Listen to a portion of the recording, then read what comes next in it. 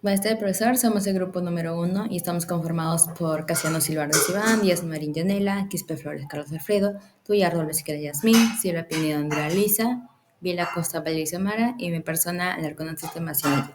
Bueno, tras iniciar diversas enfermedades neurodegenerativas, hemos decidido escoger el Alzheimer debido a que, a diferencia de otras enfermedades neurológicas, el Alzheimer va a combinar factores genéticos, ambientales y estilo de vida, lo cual lo va a convertir en un excelente ejemplo para poder analizar cómo la genética y la genómica van a poder tratar entre sí. Ok, siguiendo con la exposición, voy a dividir en tres partes, que es la introducción, genética aplicada al Alzheimer y por último la genómica y genómica médica en el Alzheimer. Bueno, el primer punto, como sabemos que la genética va a estudiar genes y herencia, mientras que la genómica analiza todos los genes en conjunto y cómo van a interactuar entre sí con el ambiente. Estas sí se van a ser importantes debido a que el Alzheimer no va a tener una sola causa, sino que es una enfermedad genética multifactorial que está influida tanto por la herencia como por factores ambientales como la edad, alimentación, la actividad física y estilo de vida. Gracias a estos estudios, hoy sabemos que existe un Alzheimer familiar que está causado por mutaciones genéticas y un Alzheimer esporádico que está influido por varios genes de riesgo y el ambiente. Ok, el siguiente punto es genética aplicada en Alzheimer, que como sabemos la genética se va a enfocar en los genes, el ADN y los cromosomas y cómo se van a transmitir de una generación a otra.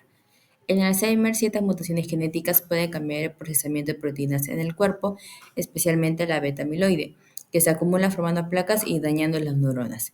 Los genes más importantes en el Alzheimer familiar son el APP, PSEN1 y PSEN2, que cuando van a mutar van a producir proteínas anormales y acelerando el daño neuronal. En el Alzheimer esporádico, el gen más asociado es el APOE, especialmente su variante APOE4, que va a aumentar el riesgo, pero no va a causar la enfermedad por sí sola. Eso nos va a demostrar que la genética nos va a ayudar a identificar quién tiene mayor predisposición y a entender los mecanismos que van a provocar esta degeneración cerebral. Y por último punto tenemos la genómica y genómica médica en Alzheimer. Como sabemos, la genómica va a estudiar el genoma completo y cómo miles de genes van a interactuar entre sí, a diferencia de la genética que va a analizar pocos genes. La genética nos va a permitir identificar patrones complejos que van a influir en el Alzheimer. Gracias a la genómica médica, se ha descubierto que el Alzheimer no va a depender de un gen, sino de una red de genes que van a estar relacionados con la inflamación, el metabolismo del colesterol, el transporte de lípidos y la función neuronal. Estos avances han permitido desarrollar estrategias de medicina personalizadas que van a buscar adaptar la prevención y los tratamientos según las características genéticas de cada persona. En resumen, la genética y la genómica van a ser importantes para poder comprender el Alzheimer y avanzar hacia terapias más precisas y diagnósticos más tempranos. Gracias. Continuando con la exposición, ahora abordaré específicamente el papel de la genética en la enfermedad del Alzheimer y los mecanismos moleculares involucrados en su desarrollo. La enfermedad del Alzheimer es un trastorno neurodegenerativo progresivo cuya etiología puede clasificarse en dos grandes categorías genéticas, el Alzheimer familiar y el Alzheimer esporádico. El Alzheimer familiar va a representar menos del 1% de todos los casos y se caracteriza por un patrón autosómico dominante con inicio temprano, generalmente antes de los 65 años. En cambio, el Alzheimer esporádico va a constituir la forma más común y su aparición depende de una compleja interacción entre la susceptibilidad genética, factores ambientales, envejecimiento, estilo de vida y comorbilidades vasculares. En este caso decimos que la enfermedad es multifactorial, ya que no existe un único gen causante, sino múltiples genes de susceptibilidad, siendo el más relevante APOE. Con respecto al Alzheimer de inicio temprano, existen tres genes principales que tienen alta penetrancia y son capaces de causar la enfermedad por sí mismos. El primero es el gen PSEN1, ubicado en el cromosoma 14 y responsable de la mayoría de los casos familiares tempranos. Este gen va a regular la actividad de la gamma secretasa, una enzima encargada del procesamiento de la proteína precursora amiloide. Las mutaciones del PSEN1 generan un aumento en la producción del péptido beta-amiloide 42, una forma altamente tóxica y con gran capacidad de agregación. El segundo es el PCN2, que está localizado en el cromosoma 1, menos frecuente, pero con el mismo mecanismo patológico que favorece la acumulación de A beta 42. Y el tercer gen es el APP en el cromosoma 21, cuya mutación provoca un incremento en la formación de beta amiloide. Este gen explica el mayor riesgo del Alzheimer en personas con síndromes de Down, debido a que la trisomía 21 va a producir una sobreexpresión de APP y acumulación acelerada de las placas amiloides. Ahora voy a explicar el gen APOE, que es el principal factor genético asociado al Alzheimer de inicio tardío o esporádico. El APOE significa apoliproteína E y se encuentra en el cromosoma 19. Su función está relacionada con el metabolismo de los lípidos y especialmente con la eliminación del péptido beta amiloide en el sistema nervioso central. Cuando este mecanismo falla, el beta amiloide se acumula formando placas y favoreciendo a la neuroinflamación y degeneración neuronal. Este gen presenta tres variantes alélicas, que es el E2, E3 y E4. El E2 es una variante poco frecuente pero protectora, el E3 es la más común y se considera neutral, y el E4 es el alelo de mayor riesgo para el Alzheimer tardío. Portar una copia del alelo E4 aumenta el riesgo de 2 a 3 veces, mientras que tener dos copias pueden elevarlo entre 8 y 12 veces. Es importante destacar que el APOE E4 no causa la enfermedad, solo incrementa la probabilidad de desarrollarla. Por eso se considera un gen de susceptibilidad, a diferencia de los genes causales del Alzheimer temprano. En la enfermedad del Alzheimer, el daño neuronal está relacionado principalmente con la alteración de dos proteínas claves, la beta-amiloide y la proteína tau. La beta-amiloide se origina a partir de la proteína precursora amiloide, el APP. Cuando el APP es cortada de manera normal por las enzimas beta-secretasa y gamma-secretasa, se produce el fragmento A beta 42, que es muy pegajoso y tóxico. Este péptido se acumula en el espacio extracelular formando las placas seniles que bloquean la comunicación entre neuronas y desencadenan el estrés oxidativo, la inflamación y la activación de microglia, contribuyendo a la degeneración neuronal. La segunda proteína clave es el tau, que normalmente estabiliza los microtúbulos responsables del transporte dentro de las neuronas. En el Alzheimer, el tau sufre hiperfosforilación por las enzimas como el GCK3 beta y el CDK5, lo que hace que pierda su función estructural y como resultado el tau se agrupa en ovillos neurofibrilares intracelulares, colapsando en el transporte axonal y llevando a apoptosis neuronal.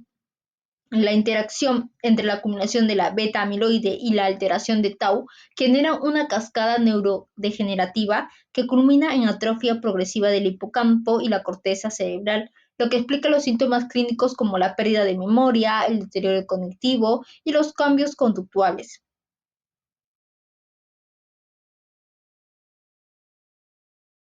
Bien, en esta parte de la diapositiva voy a explicar un poco más sobre cómo el genoma funcional actúa en las enfermedades neurogenerativas.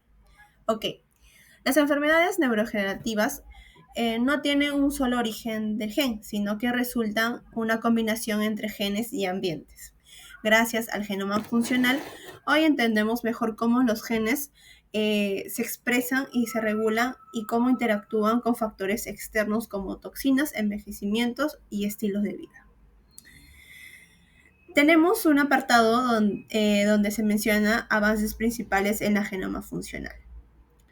La genética humana ha identificado miles de genes asociados a enfermedades y técnicas modernas como el CRISPR-Cas9, que recordemos que es una herramienta de edición genética, que esto va a servir para cortar el ADN en un lugar específico y poder modificarlo. Esto básicamente se va a utilizar para investigar enfermedades genéticas, terapias experimentales y comprender funciones del gen. Entrando un poquito más al tema, esto va a permitir estudiar la función de esos genes y corregir mutaciones. Esto ha sido clave para comprender los procesos celulares alterados con enfermedades neurogenerativas.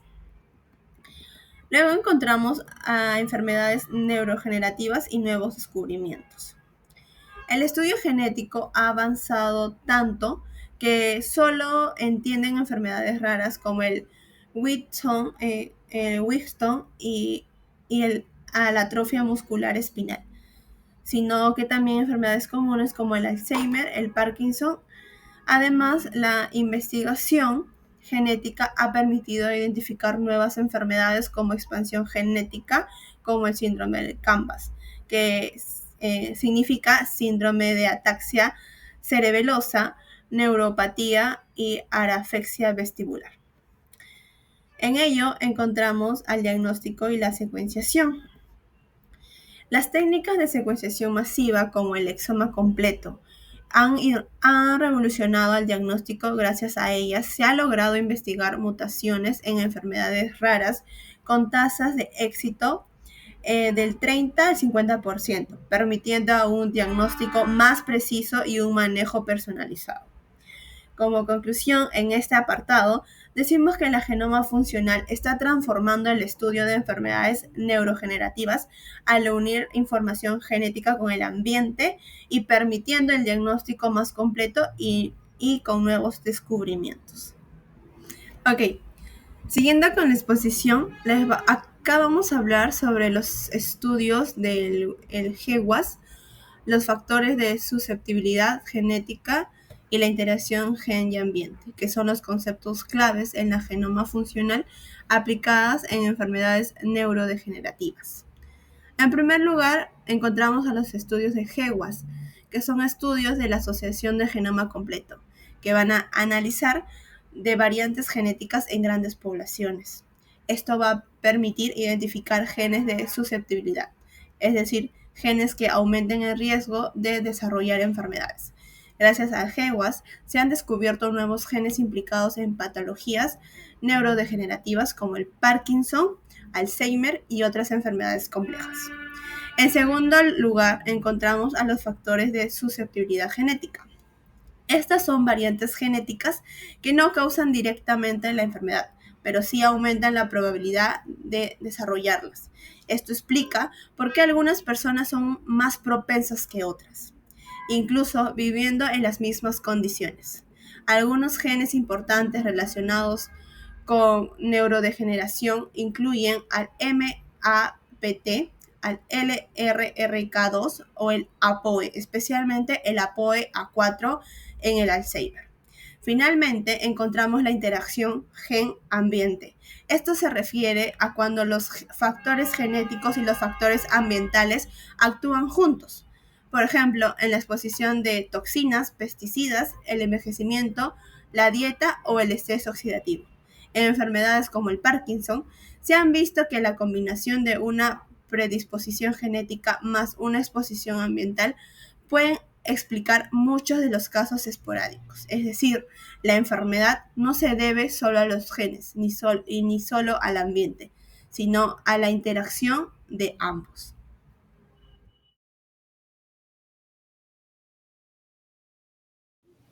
Ahora veamos sobre la epigenética y neurodegeneración. En el Alzheimer no solo van a influir los genes que heredamos, sino también los mecanismos epigenéticos. Estos se van a encargar de lo que es regular qué genes se activan o se silencian sin cambiar la secuencia del ADN. Los dos mecanismos principales son la metilación del ADN y las modificaciones de las histonas. La metilación va a funcionar como una especie de marca química que puede bloquear la expresión de ciertos genes, mientras que las histonas, que son proteínas que empaquetan el ADN, pueden modificarse para permitir o restringir la lectura de los genes. En el Alzheimer se ha observado lo que es una hipometilación del gen APP, lo que significa que hay menos marcas de metilo de lo normal. Por lo tanto, el gen se activa en exceso y produce más péptido beta-amiloide.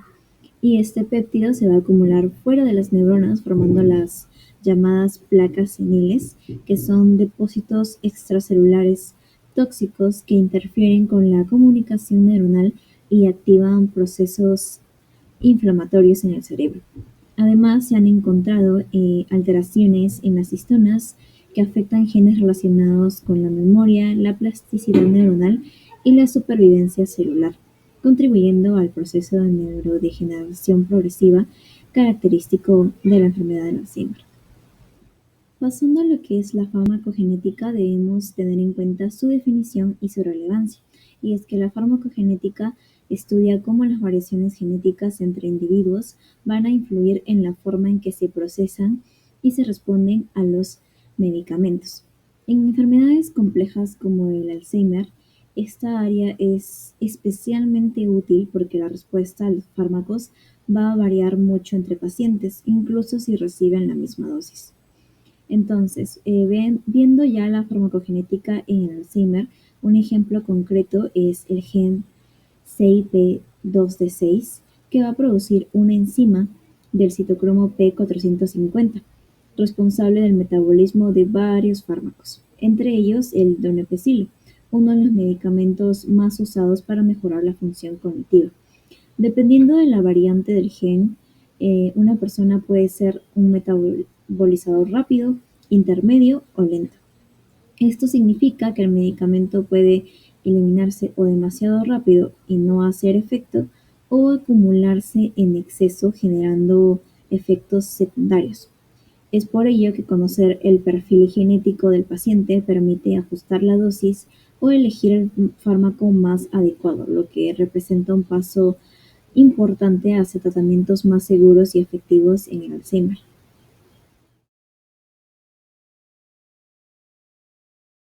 Buenas noches, yo les voy a hablar sobre la parte de terapias personalizadas para el Alzheimer. En primera tenemos los anticuerpos monoclonales personalizados, que son el lecanemab y el donanemab. El lecanemab y el donanemab es más que todo para medicamentos de temprana detección del Alzheimer. En otro tenemos los tratamientos combinados según el perfil biológico, que vendría a ser los antiinflamatorios y las análisis metabólicas que hayan el análisis del líquido cefalodaquidio y las neuroimágenes. Y por último tenemos la medicina de estilo de vida personalizada, que es la nutrición, los ejercicios y un ejercicio sináptico. Siguiendo con esto tenemos la medición de precisión en neurociencias para el Alzheimer. Primero tenemos los biomarcadores específicos, que bueno, mencionando a la beta amiloide y al tau en los neurofilamentos. Un análisis de LCD que permiten un diagnóstico temprano y un diagnóstico diferenciado. Y después de eso tenemos a la genética y genómica, en donde mencionamos a la POE4 y al TREM2. En el APOE4 con este hallando puede haber una detección más temprana de ello, si tiene una acumulación. Y en el TREM2, que tiene funciones inmunitarias dentro, otros genes que están asociados a la inflamación o el metabolismo neuronal, que ayudan a definir el riesgo y tengan una respuesta acertada de forma terapéutica. Siguiendo con los estudios actuales y avances genómicos para el Alzheimer, tenemos el APOE4, que ya habíamos hablado anteriormente, que se muestra que tener unas 2 copias de ellos se asocia a la aparición más temprana, comportarse como una forma genética claramente definible en muchos casos, lo que tiene implicaciones para la estrategia terapéutica y diagnóstica.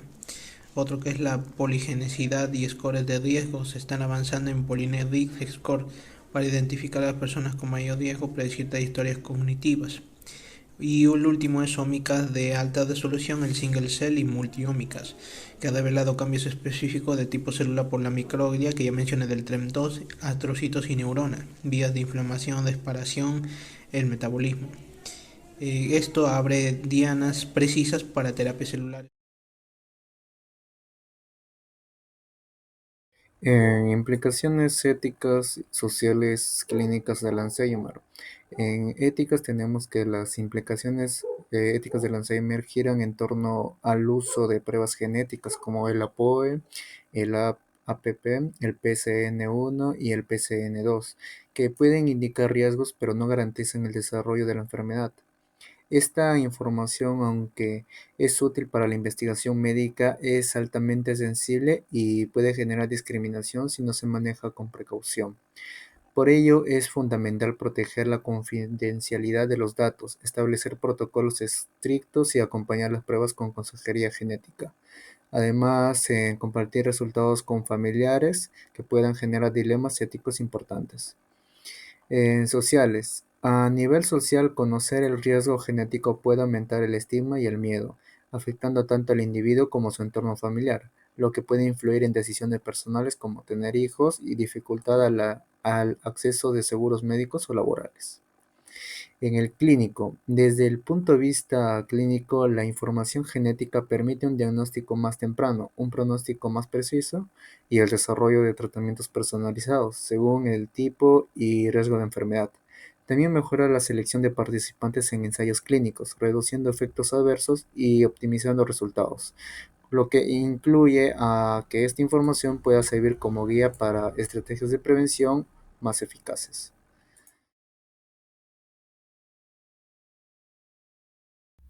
Bien, ahora para las perspectivas futuras en neurogenética.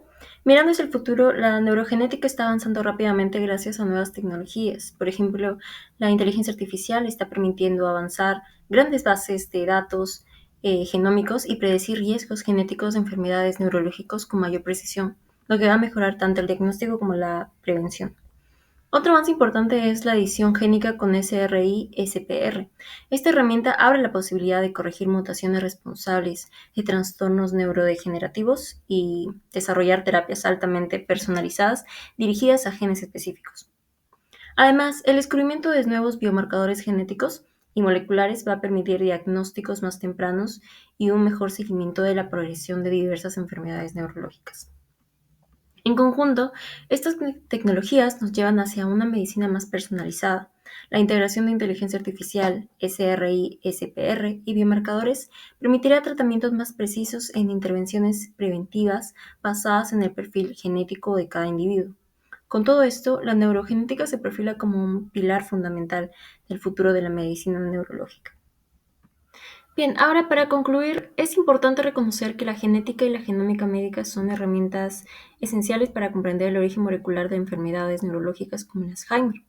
Gracias a estas áreas, hoy podemos identificar mutaciones, variantes de riesgo y vías biológicas claves en su desarrollo. Además, la interacción entre los genes, el ambiente, la epigenética juega un papel fundamental, y no es solo la genética. Factores ambientales y cambios epigenéticos pueden modificar la susceptibilidad de cada persona a desarrollar la enfermedad, explicando por qué el riesgo no es igual en todos.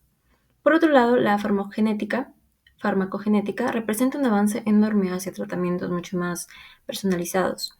Esta área va a permitir entender cómo cada paciente responde de manera distinta a los medicamentos, lo que ayuda a elegir terapias más efectivas y seguras. Y finalmente, los avances actuales en genómica fortalecen la investigación en neurociencias y nos acercan cada vez más a terapias más precisas y efectivas. Todo esto va a demostrar que la integración entre genética, epigenética y medicina personalizada son el futuro del abordaje de las enfermedades neurológicas.